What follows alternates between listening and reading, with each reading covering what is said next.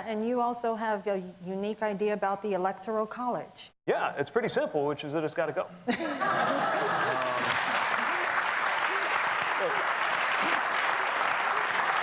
Why do you say it's got to go? Well, we want to think of ourselves as a democratic society.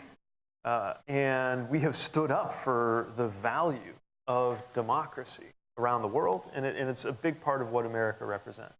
And yet, one of the basic properties of a democracy is you get to choose your leader.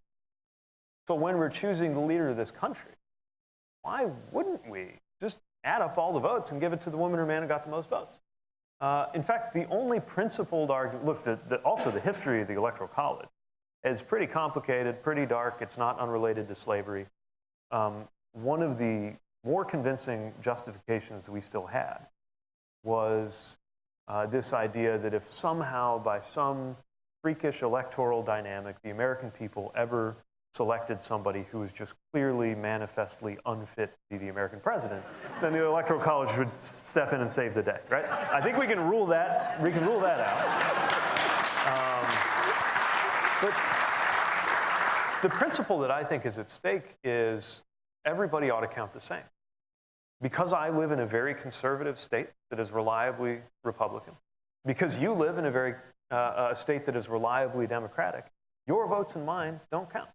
Rural voters in Indiana, urban voters in Queens, basically most years, nobody even bothers to campaign for our votes in the general election for president. And some people say, well, you know, this is going to make some states worse off. But states don't vote. People do. And states don't have interests in the way that people have interests. If you were in one of the states that does get a lot of attention in the Electoral College because you're considered a swing state, let's say you're in, well, I just, you know, in the spirit of saying the same thing to every audience, I raised this issue in the town hall in New Hampshire. I'm not sure everybody in New Hampshire thinks this is good for their state because they get more attention than most states their size because they're a swing state.